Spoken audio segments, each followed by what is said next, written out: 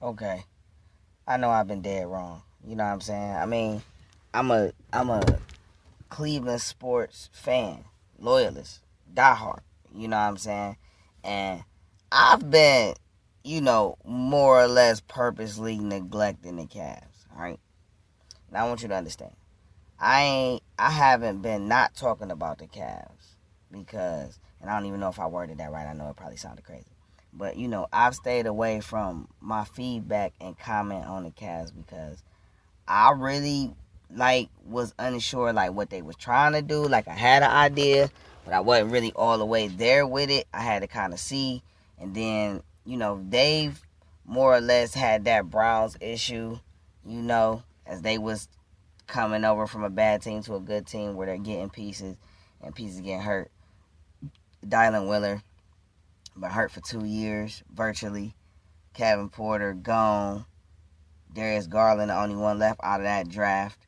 Saxton has proven to have been worth the 8th pick and then some, to be honest, for his production. Jared Allen has been a nice addition. Larry Nance Jr. has been a nice acquisition and extension. The verdict's still out on Chetty. I thought Chetty's ball handling and facilitating skills would jump this year, but it didn't. So that kind of shocked me. I still got faith Chetty probably going to turn it up a little bit. But, he ain't really shown much for me to be positive about that. But Chetty is turning into a good scorer. You know what I'm saying? And that is something that I did say I would see more of this year.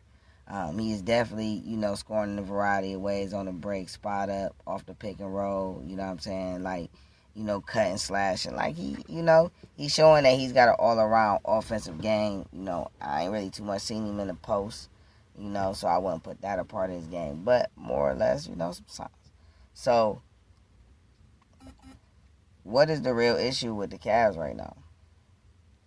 The real issue with the Cavs is that they have what they have, and they salary cap is what it is, and they only got one pick in the draft. All right. Now, because the Cavs look good this year, though, and when I say look good, I mean they are making opposing teams have to bring their best effort. Now, don't get me wrong, the Cavs have been blown out like 11 times this year, maybe 13 even, but at the same token, though, the Cavs didn't beat some of those same teams that didn't blew them out also. You know what I mean? So I look at it as kind of one of them, we came to play the first time, we can't come to play this time. And then, Kevin Love just now coming back, so they're really just now seeing how their young, young core fits with the veteran Love.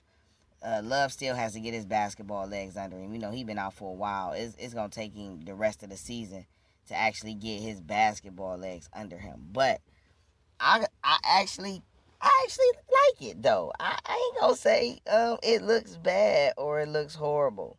I think the Cavs are just missing one thing. All right, and we're gonna get into a little of that as we get into more of this of this feedback and see where the Cavs at and what they might possibly do for the draft, right? So I like where the Cavs are at because I like the way Coach Bickerstaff, and you gotta, give a lot of credit to Bickerstaff and his crew for the way they've developed this team, the way they've found talent to fit around what they're trying to build around. All right. So before I even, elaborate more on how many kudos I want to give Coach JB Bickerstaff, let's talk about who the team is built around. All right. So everybody wants to know what the Cavs are doing, what's the idea, what's the philosophy, so forth and back and all this, right? Well, they've said this from the beginning.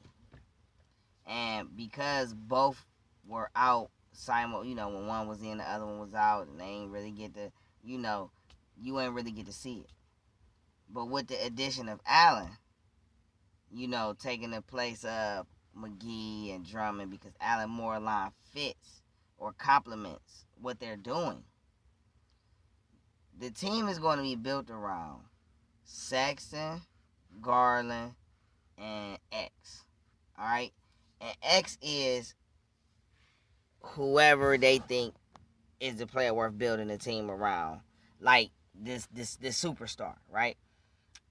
I'm not gonna say Garland and Sexton can never be superstars because I don't know that.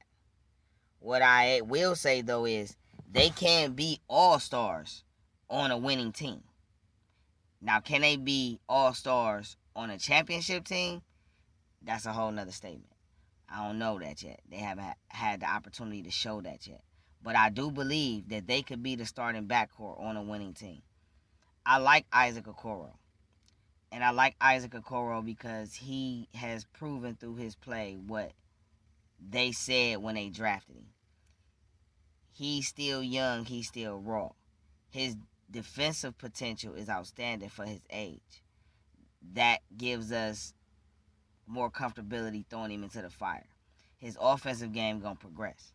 The whole reason it was cool for his offensive game to just progress, as it is, at the pace it is because they still needed to see what Garland and Sexton was gonna do, complement each other. And I got to say, man, Garland and Sexton go be a problem. You hear me? A problem. All right? You really don't understand. Now, I like the way their games complement each other because Garland is a small guard per se that has a great handle, has almost great vision. No, he got great vision. I ain't gonna shortcut him. He got great vision. He got deep range that he is comfortable with, and he can create going to the hole. You know what I'm saying? Whether it be he create off the dribble drive. Whether it be for that floater or to pass it or for a layup. You know what I'm saying? So he shows flashes of a whole offensive package, but for a point guard, that's nice. All right. He's 6 feet, 6'1", debatable, all right. But that's nice. Sexton is a infiltrator. He is a guy who's going to use his dribble to score. Like, he's going to go to the hole. He going to cut. His 3-point in range is extended, you know what I'm saying, and is accurate. You know what I'm saying? He shooting, like a good 30-something% from, almost 40-something games. He taking over, all right? Garland shows the ability to be able to make buckets that'll take the lead, you know what I'm saying, or plays that'll help you get back in the game from down in the lead. From being down to gain the lead. Sexton shows the ability to close and the fearlessness to be able to go at whoever, whenever need be, you know what I'm saying, for the energy of the team. Now, this is where I got to give Kobe Altman credit for not only sticking to his plan, but I got to give Mr. Altman credit for making the moves he done made, all right? Because acquiring Taurean Prince and Jarrett Allen, you know what I'm saying, mostly Keeley, I should say. Jarrett Allen is a great compliment to what those two guys do because he can play his game. He can terrorize the paint, clean up on the boards, get putbacks, catch lobs, set picks, you know what I'm saying? And, hit you with the, he can step out, and hit a mid-range off the pick and pop, you feel me, or off the open, He show a little bit of flash to be able to extend to the three sometimes, you feel me? So, I like Allen, but Allen is not somebody that you're going to rely on for points. He kind of give you that DeAndre Jordan type of feel, kind of Rudy Gobert-ish. I expect him to be dominant on the defensive end and, to be able to clean up, and get points that way. I think he do got a couple post moves, though. I seen him go over both shoulders before. You know what I'm saying? I don't know about his footwork. That remains to be, more studied. But, Jarrett Allen is a nice compliment to what Garland and Sexton do. Now, Isaac Okoro allows them to play their game. Yeah, as I was saying, Isaac Okoro allows them, Garland and Sexton, to play their game. And I say this why. Okoro can't make plays off the dribble. He's not what I say a ball handler, but he could possibly grow from that. Who knows? He's still young. But he shows the ability. He can't create off the dribble and make smart decisions. He can't finish at the well. He can't spot up and hit open shots. and he plays exceptional on the defensive end. You know what I'm saying? Especially on the perimeter, and he played good cleanup day too. Now he's been checking everybody's best score, you know what I'm saying, the whole season. So I feel like his offensive game will grow that in itself, because as he's in the offseason breaking down footage, he's going to see a lot of the moves and break down a lot of the moves, you feel me, that they was hitting him with, and he is athletic and skilled enough to add it to his game. So that's what's going to be the fun key, to see how he or what he improves on the offensive end of his game as he matures. All right, but he's a slasher who can finish, and he's willing to attack whoever. So that's a good now. But Okoro, he's like 6'5", 6'6". You know what I'm saying? Now, I like Larry Nance Jr.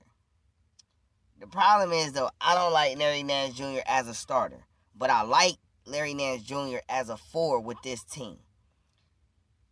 What I feel like the Cavs need is a point power forward, essentially, right?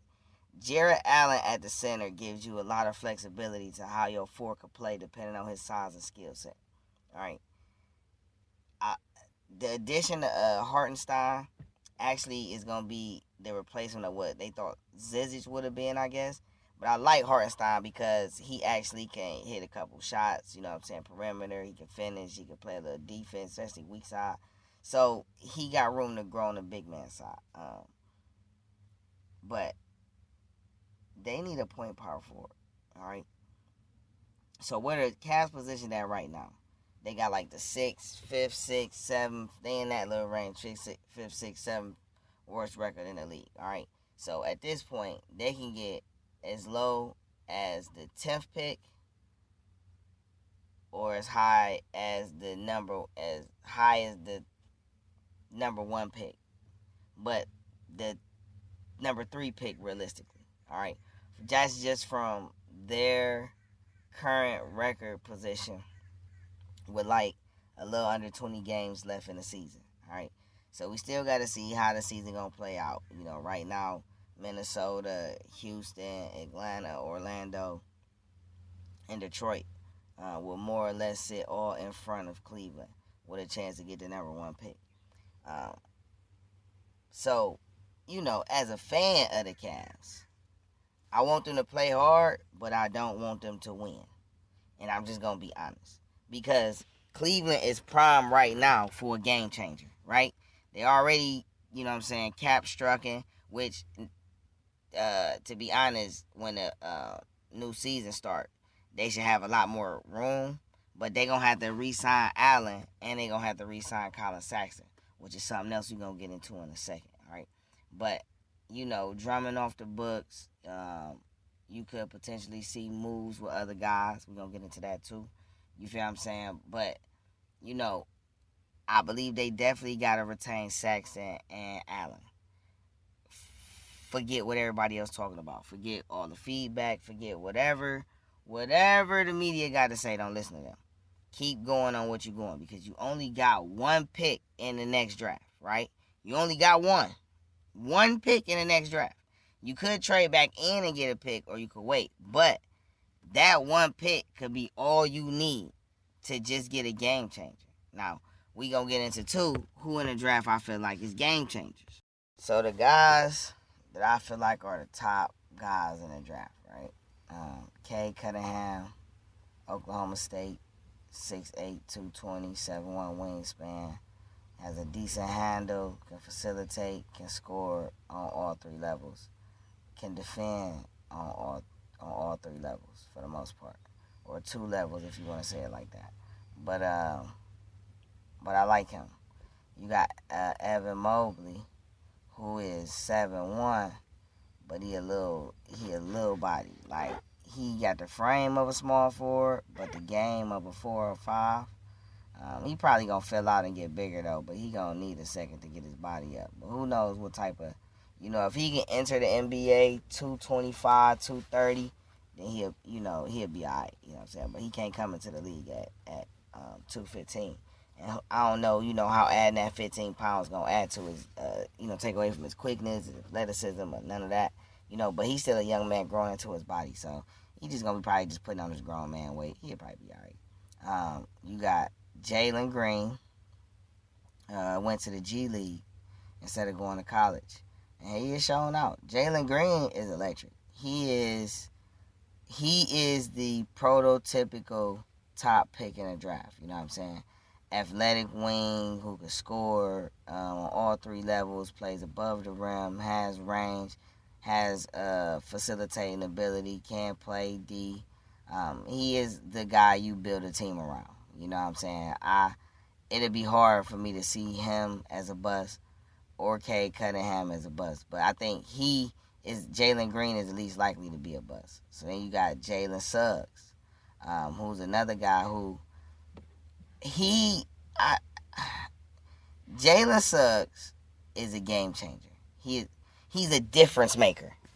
Jalen Suggs is a difference maker. Now, is he the type of guy you can build a team around? I don't know. But I do feel like he is an impact guy who can make a difference immediately. But I don't know if I want to say you can build a franchise around him. I got to do some more scouting and see. You know what I'm saying? But at this moment, I want to say that. All right. Then you got Jonathan Kugaminga. Or my apologies if I messed his name up. 6'7" wing. He kind of give me the Michael Kidd Gilchrist vibes. But he has a lot more potential and shows a lot more on the offensive end as far as being able to handle, run a break, pass. He plays D. He plays in the paint. Great. He's only 18, so I got to imagine he's going to get a little taller. You know, he's 6'7", 6'6", 6'7" right now. I got to imagine he's going to get a little taller. And then there's a couple other guys I like. I like Scotty Barnes from Florida State. I think Scotty Barnes, not as a shooter, but just as a big man who could, help move the ball around, play on the wing. Him and Okoro, I like him a lot. I like Kai Jones from Texas. I feel like he is one of them guys who, he one of them surprise guys, right? So you always had that guy in the draft who looked like he got the potential, but you don't really know, and then he ended up turning into a breakout star. James Harden, Jaylen Brown, Kawhi Leonard, Giannis Antetokounmpo. You know what I'm saying? And Kai Jones from Texas give me those vibes. As a 7-foot guy who can play, got a little handle, could finish on 3 levels. It's all potential-wise, though. He just showed flashes. But he definitely rebound. He definitely play defense. He definitely run the floor. He not ball dominant. You feel me? Now, I feel like the Cavs need somebody, like I said, a point power forward.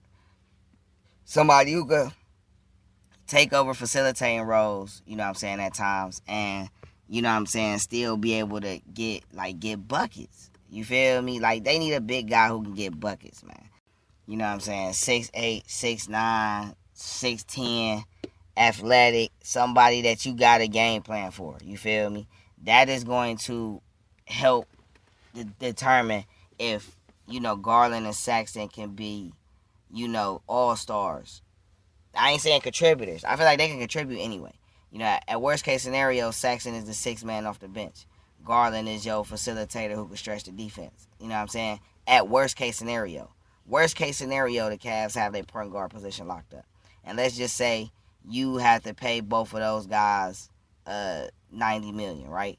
I'm not tripping on that. You know why I'm not tripping on that? Because for one, the salary cap gonna grow. For two, if you got an all-star point guard, you're paying him, a superstar point guard, you're gonna pay him $200 million, essentially, in the NBA right now. So if you got Garland and Sexton, at some point you get the right players that make them feel comfortable with, okay, we would just hold down the point guard position as a unit. And then you could pay them both $90 million. I don't see how that's crazy. You know what I'm saying? Especially knowing that Sexton can come in and play the 1 or the 2. And Garland go lock up the 1. All right, cool. So now you would just have to have a strong, score. All right? So this is where if they drafted a Jalen Green, nobody could argue. And drafting Jalen Green will probably be the best thing for them to do. And I'm going to tell you why. Because let's just say they get the number 1 pick, or the number 2 pick, or the number 3 pick. All right? Any one of those picks. Let's say that. Let's just say they get the 2 or 3. If they get a 2 or 3, or the 3 or 4, that's right, or the 3 or 4. But actually, though, I ain't gonna lie though, 1, 2, or 3 or 4, right? Jalen Green is the guy who will probably unlock everybody else on the team, because Sexton couldn't argue with him starting over him. He could argue starting over Okoro, but Sexton don't play no defense. You know what I'm saying? At the same token, if you do bring him, right, get Jalen, you know for a fact Jalen gonna get the extension. But it's gonna take you 4 years to have to pay him, and Love only got 2 years left on his deal. At the same token, you pay Garland and Allen, right? And people gonna say 90 mil. I think they both would get 75, which is probably more feasible. Garland keeps ascending. He could probably get about 75. You know what I'm saying? All right, paying $225 million for those 3 players ain't too bad. You feel me? Especially knowing that you could still, snab a player, and Love gonna come off contract, salary cap gonna go up. Like, you know what I'm saying? Like, the Cavs gonna have a plethora of opportunities if they just stay put where they at and let things play out. You know what I'm saying? Having guys like Taurean Prince, Chetty Osman, you know what I'm saying? All these guys could bring back something in a trade. You know what I'm saying? Larry Nance Jr. could even bring back something in a trade, even though I don't see them trading him. You know what I'm saying? But if you ain't Garland, Sexton, Okoro, or Allen, you probably tradable. You know what I'm saying? And I can't knock them for doing that. You know what I'm saying? But Jalen Green, he would be a nice addition to these Cavs, which would tell me that they see him as a guy to build the team around. And then Garland and Sexton would definitely just have to complement what Jalen Green would bring, you know what I'm saying, with Jared Allen. And then from there, you will be able to, see what you can do about moving a Love, if, or maybe even a buyout for Love, or seeing what you can do, what you can get back for Prince or Dellavedova, which I think Dellavedova only on 1 year, though. So, Delly probably just going to go on a free agent here. Delly might come back as a coach. You know what I'm saying? Who knows? You know what I'm saying? But, like I say, Jalen Green, if they had the number 1 pick, or, they get the top 2 or 3 pick and they pick Jalen Green, that tells me that they see him as the guy to build the team around. You know what I'm saying? And Garland and Sexton going to have to complement what they do. Then we're going to have to cross that bridge when we get to it. Okay, so the most talked about guy in college is Cade Cunningham, right? Now, I personally feel like Cade Cunningham perfectly fits what I feel like the Cavs need to fit what they already have, right? Cade Cunningham is 6'8", 220 with a 7'1" wingspan.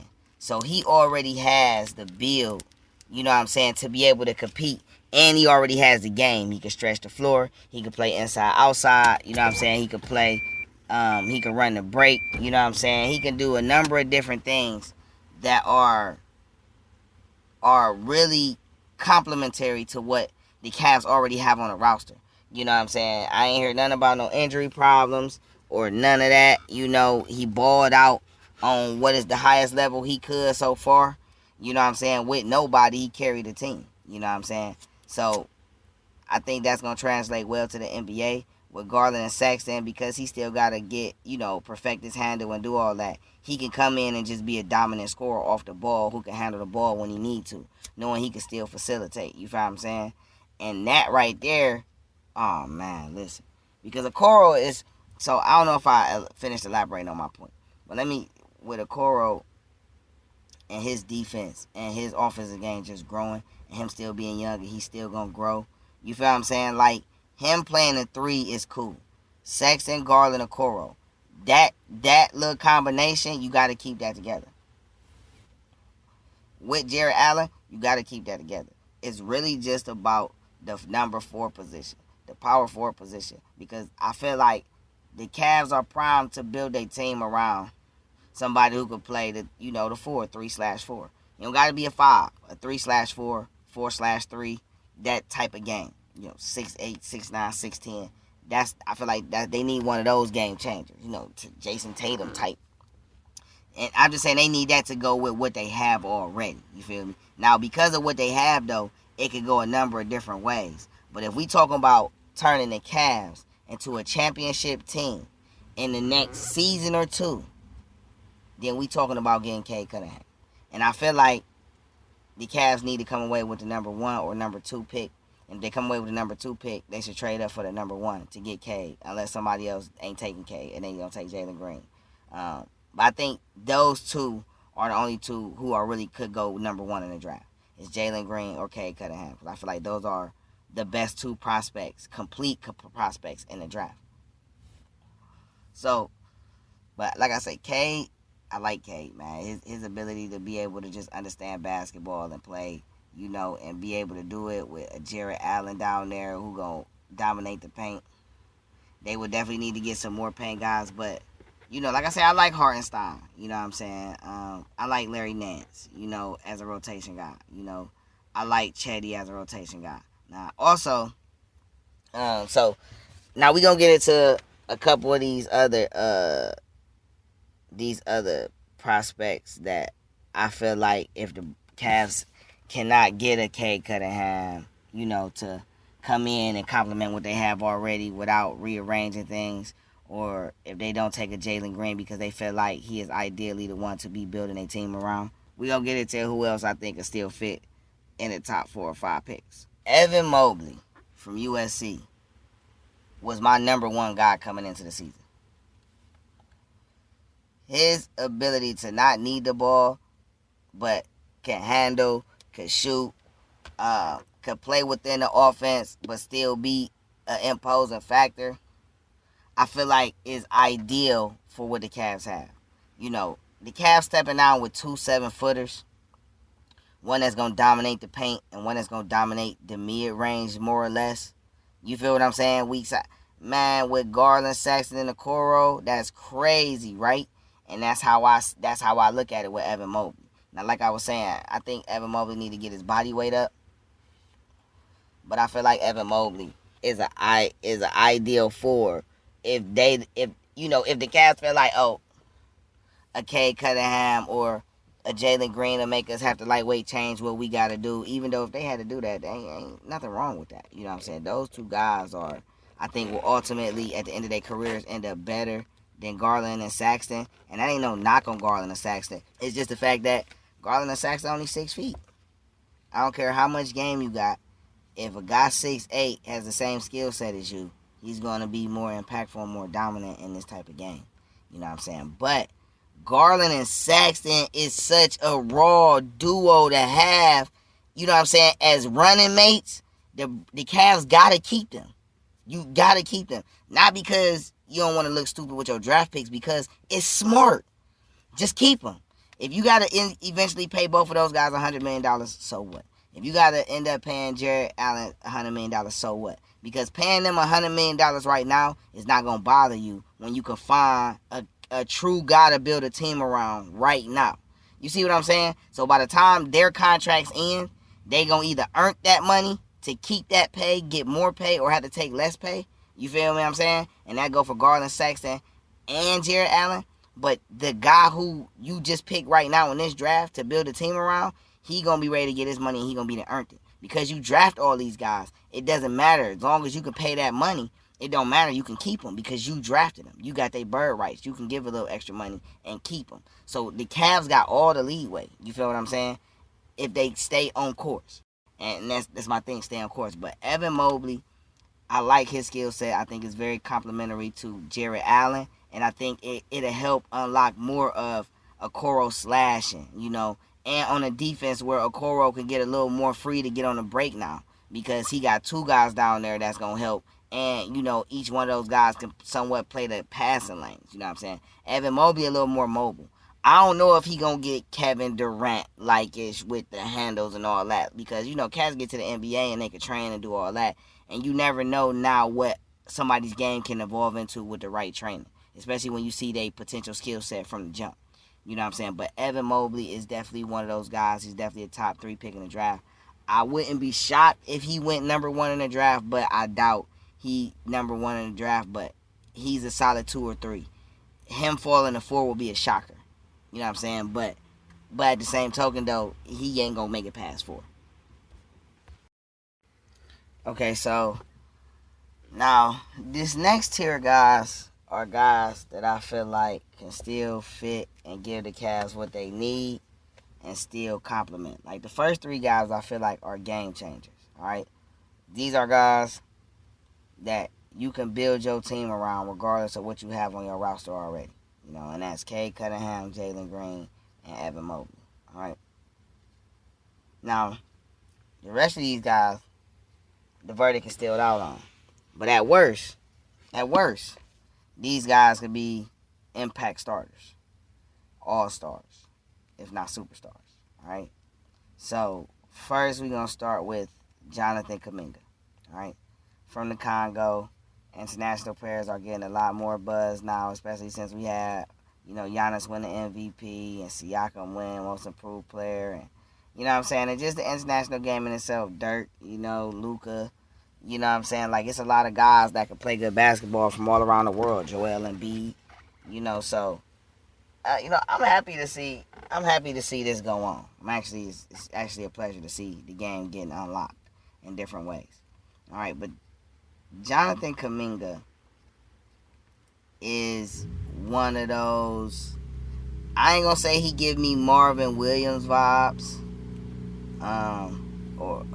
but he do give me like them Michael Kidd Gilchrist vibes. But he just seemed way more tougher and way more motor and solid at understanding how to box out, where to be, how to move, when to move the ball. You know what I'm saying? He's like 6'7", 6'8", or 6'6", 6'7". He probably like 6'7", 6'8". He only 18, so he probably still gonna grow.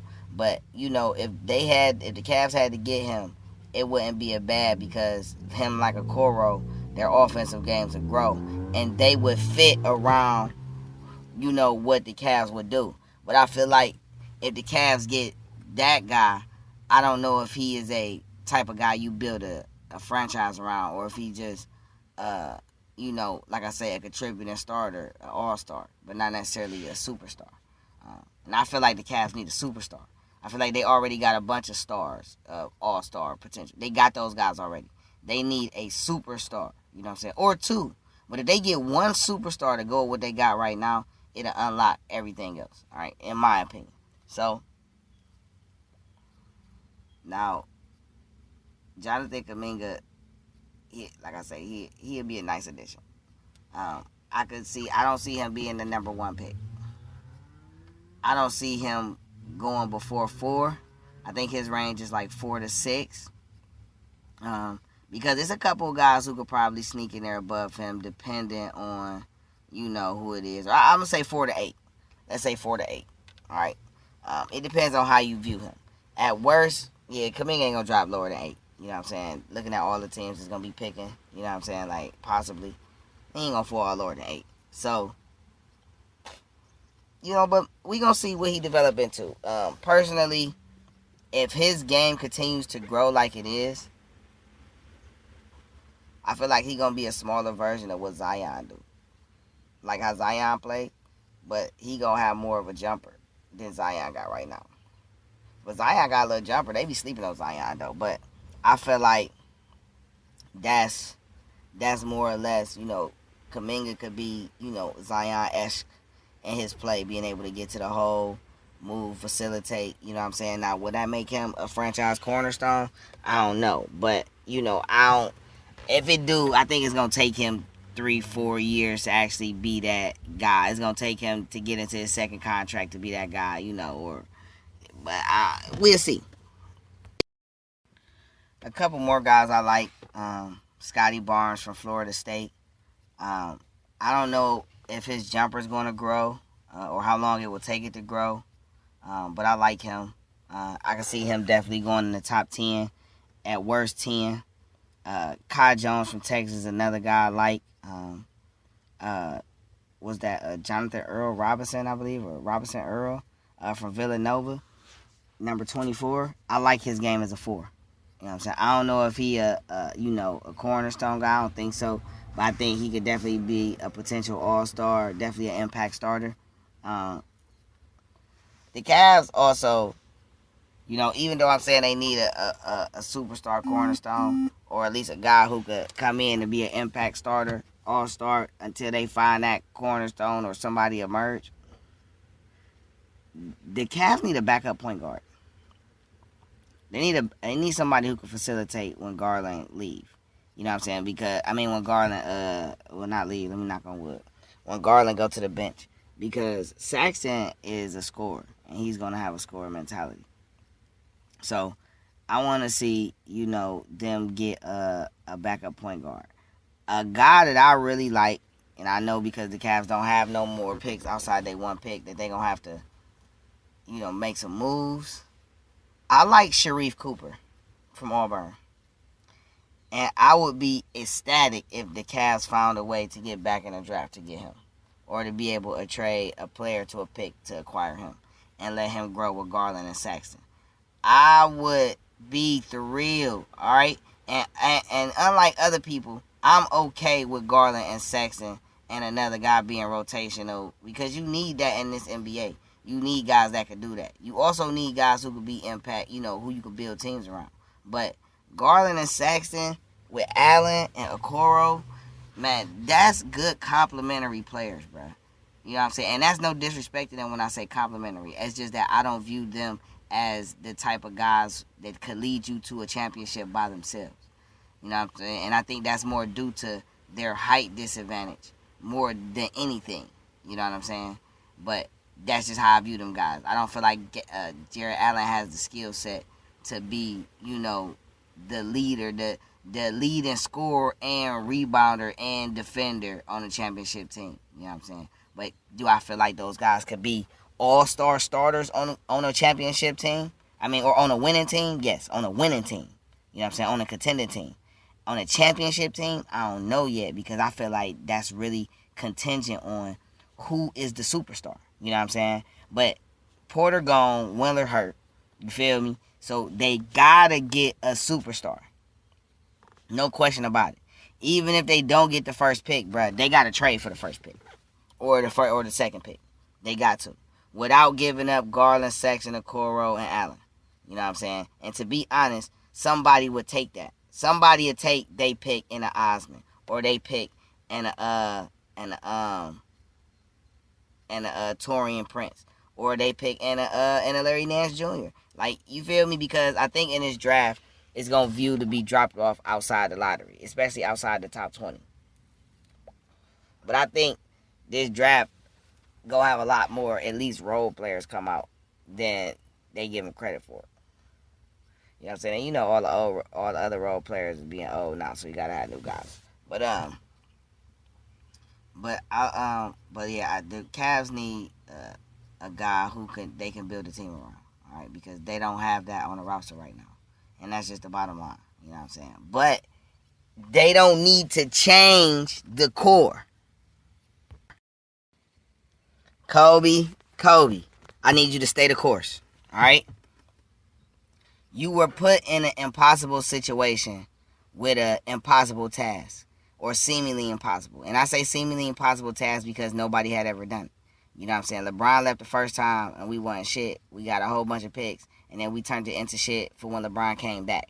You feel what I'm saying? Like, so nobody has really turned the Cavs into something post or pre-LeBron outside the Brad Daugherty, Mark Price era. You feel what I'm saying? So, but Kobe, even though everybody been on your case, bro, I'm actually on your side right now. I'm not going to even hold you. I'm on your side. I genuinely need you to not panic, bro. I go ahead and just ride it out. Garland and Saxton are fucking amazing, bro. I like what they bring to the table, you know what I'm saying, as people who could get buckets and impact the game and make the defense have to account for them. I like what Jared Allen does because he makes the defense, you have to account for him on offense, you feel what I'm saying, and on defense. And then Okoro, you got to account for him on your offensive end because he's so impactful on defense. But if they get a 4, you know what I'm saying, a game changer right there, like this starting lineup is prime for a cornerstone player. You feel what I'm saying? Like the type of cornerstone player where you could be contending for a championship in your second year. You know what I'm saying? Maybe even if your first year, if he grow right, like you don't really understand. Well, you could be contending for a nice playoff spot. Let me say that, not championship. You could be contending for a nice playoff spot. You know, like a 5th, 6th seed in his first year. in your second year, you could contend for a top 4 seed, or at least, a 3 or 4 seed. You feel me? But if you're competing for a 1, that's even better. You feel what I'm saying? That's why they need to go ahead and lock Sexton in. They need to go ahead and lock Allen in. You know what I'm saying? Go ahead, plan on locking Darius in. You know what I'm saying? And draft your cornerstone right now. You feel what I'm saying? Drafting right now. So that way, now you can say, okay, how does Torian Prince fit long term? How does Dean Wade fit long term? What do we do about Kevin Love? Because I say it like this. If it's a number 1 pick, Kevin Love got to come off the bench. In my opinion. But it'll probably be Isaac Okoro. But Kevin Love should be the one to come off the bench. You know what I'm saying? Now, I'm saying that today because I don't know what Kevin Love's going to be like when he actually get in basketball shape. Because he's not in basketball shape. So I feel like it's unfair to really judge what he's going to actually bring to the Cavs until, like, you got to give him, like, another 10 games. And then, as we get into the final, 5, 6 games of the season, then you'll really be able to tell, like, where he at or where he could be at. Because it take a minute to get back in the basketball game flow when you've been out for a minute. You know what I'm saying? But his jumper looking crispy. His decision-making still crispy. You feel me? He just ain't in basketball shape. So, and we don't want to push him. You know what I'm saying? Ain't like we contending right now. Ain't no need to push him. Just go ahead, get reps with the team. You feel me? Help the young guys grow. You still going to get paid. You feel me? And at this point, I'm not really mad if they don't trade Love because I'm going to be okay with if you can get a Cade Cunningham or a Jalen Green and bring in a Okoro off the bench. Even though I feel like if you get Jalen Green, you lightweight kind of got to bring Sexton off the bench. You know what I'm saying? Because Jalen Green is going to give you what Sexton's giving you. And then Sexton's going to have to come in and run the second unit. But I think Sexton will be okay with that, in my opinion, if you pay him. If you say if you say Colin Sexton, bro, you know what I'm saying? Like, we want to contend for the ship. You feel me? And we want you to be an instrumental part of that. But you got to be an instrumental part of that basically as the 6th man. You know what I'm saying? But, nigga, we'll give you, we'll give you like 90 mil. No, not 90. Nah, yeah. If you going to just be the for show 6 man, I give you 80 mil. You know what I'm saying? If you going to fight to be the starter and not want to take that extension because you want to be the starter, then, bruh, I ain't going to lie, Colin. I'm only going to offer you like 70, 75. But if you up front take the 6-man role, I'll be more inclined to give you 90. Because by you locking that role in for me, you feel me? That gives me a lot more flexibility. You feel what I'm saying? Just like I said, if I had to pay Garland and Sexton $90 million, bruh, and I get 180 to fulfill, I can use 180 million to lock in my point guard position for 10 years, 12 years. Come on, bruh, that's worth it. You know what I'm saying? Like, or at least 5, or I say 5, 6 years. You know what I'm saying? But it's really like 8. It's really like 8 for real because they're going to got to play their rookie contract. You feel me? 4 years. You give them another 4 years, 5 years, 90 million. You feel me? Lock them in. 5 years, 90 million is a steal. You feel me? Especially if you draft your cornerstone right now. Overall, though, I definitely want to give a shout out to Coach JB Bickerstaff, Antonio Lang, you know what I'm saying, and the rest of the crew, because they really came in and changed this culture, the mind state. These guys play hard. They like playing with each other. Everybody's getting a chance to grow their game and not feel, maybe Kevin Love probably feel a little bit some type of way. I can't knock Kevin Love if he feels some type of way because I probably feel some type of way too. But at the same token, Kevin Love can't knock people for feeling some type of way because you the one that's been absent. You know what I'm saying? You did a lot of other things, but you ain't played basketball. You feel me? And that's really ultimately what you're getting paid to do. You know what I'm saying? So if you feel some type of way, I just look at you different. You know what I'm saying? I look at your character different because how you going to say that when you ultimately been getting over? You know what I'm saying? At the same token, the Cavs could have been keeping you at bay for a reason because maybe they already been thinking like if we get 1, 2, 3 in the draft and get a game changer, now having Kevin Love make more sense because he always got a championship pedigree. Now keeping what they have make more sense, and then they can just add a point guard. Like, I just feel like the Cavs are in a good position. The Cavs aren't, you know what I'm saying, like, oh, they so bad. Like, the Cavs, like, the standings indicate where the Cavs really are. they're one of those teams who's a difference maker away from being a contending team for years to come. You know what I'm saying? And that's a different statement from just being a contending team. They could be a contending team for years to come. You know what I'm saying? Especially with, this positionless basketball. For the way Bickerstaff is running his team. For what he will be able to do with his system with a game changer. You feel me? But a facilitating game changer is more. Because the key to unlocking Garland and Saxon is getting them to be able to play off ball and on ball. Saxon is getting more comfortable playing off ball and cutting and doing all that, but it ain't open enough because Garland don't get to play off ball enough to be a shooting threat, even though he a shooting threat. But you feel me? He don't get to run off screens and he don't get to do what Steph Curry do, but he could do that though. You feel me? Okoro isn't the ball handler, even though he can facilitate. He ain't the ball handler and creator to do that. You feel me? But a Cade Cunningham is. And Cade Cunningham handles gonna get better. You feel me? All them handles gonna get better, but he could do that. You know what I'm saying? A Jalen Green could do that. Evan Mobley could do that. You know what I'm saying? I ain't talk about. I ain't go in depth about Jalen Suggs and Kai Jones too much and Scotty Barnes. But I like those guys. I like Sharif Cooper. I like Moses Moody. It's quite a few guys in this draft. I feel like this draft could produce 30 potential starters at one point or another in the next 10 years. You know what I'm saying? This draft. And that speaks volume. I ain't saying game changers, but starters, this draft could produce 30 starters. You know what I'm saying? A lot of these guys really know how to play the game. The teaching of the game is different from a younger age now. It's getting more in depth, more technical. So these guys coming in with a lot of great fundamentals and to go with talent, and that's helpful for the overall longevity of the game. Now, I'm gonna take a little time too to talk about the rest of the roster. All right, I briefly mentioned Hartenstein, who was an acquisition from Denver in a trade for JaVale McGee, I believe it was. Dean Wade, who's come on strong. He's actually been with the team. I think this is his second or third year with the team. So he's kind of grew in the system, and he's coming on. I like Lamar Stevens. I'm glad that he earned a contract because I like him and I like his potential. You know what I'm saying? As a wing player. You know what I'm saying?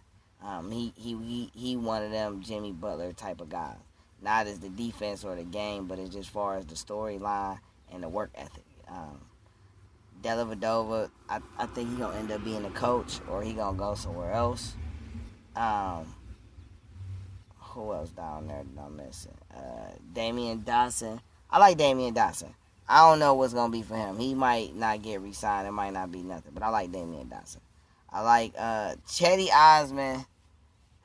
I'm a Chetty fan, okay? And I'm a big fan of Cleveland keeping their draft picks because eventually our draft picks turned out to be a type of piece that we need. I think Chetty still got another year left on his deal or 2 years left on his deal. I wouldn't be opposed to keeping Chetty. I just think he needs to be a better ball handler. Be more a creative scorer off the dribble. You know what I'm saying? Like, if he can become a more creative scorer off the dribble, then it'll change the game. But right now, he's just really a role player. You know what I'm saying? I like Taurean Prince though, and I like Taurean Prince over Chetty Osman, even though Taurean getting paid more, which is gonna kind of be a conflict. But I like what he brings to the table right now as a player and his versatility, especially as a team that can eventually contend. I like him, chippy. You know what I'm saying? He gonna play with some effort and some tenacity. I like Larry Nance Jr. I like them two as the rotation guys. So I actually listen. If it was end up being Colin, Torian, and Larry Nance as the rotation guys off the bench, that's fire, bruh. You know what I'm saying? But you feel me? I like Sexton and Garland starting. I really don't think I emphasize that enough, or I don't think I can emphasize enough how I like them two starting. So this is why I, number one, want them to get Cade Cunningham. You know what I'm saying? Two, I would like them to get Evan Mobley. You know what I'm saying? If they can't, then you got to take Jalen Green. Undoubtedly. You know what I'm saying? If all three of them off the board, then it's kind of really a toss-up because, like I say, I like Scotty Barnes. I'm okay with Kugaminga, even though I think he probably ideally fits what the Cavs have. You know what I'm saying? Like I say, the fact that he still got to grow some, that'll actually go with what they got. But I don't know if he a cornerstone guy, and I feel like they need a cornerstone guy. Like I say, Kai Jones, I like him. I like the forward from Villanova. I like I said, I like Sharif Cooper, Moses Moody. It's going to be some guys. But the Cavs need to find a cornerstone guy and a backup point guard, a facilitator off the bench. You know what I'm saying? To me, that's the two things they need most desperately. Who are we building the team around? Who is the glue guy? Who is the guy that brings it all together to make it work like magic? Who is the franchise guy? I know you want to make Sexton a franchise guy, but Sexton going to have to be co-franchise guy. You know what I'm saying? And Sexton going to have to be okay with that because the Cavs love Sexton. You feel me? So he's going to have to be okay with that. And I hope he don't take that as an insult. But, you know what I'm saying? But I just want you to understand, like, you and Garland can be all-stars on a winning team.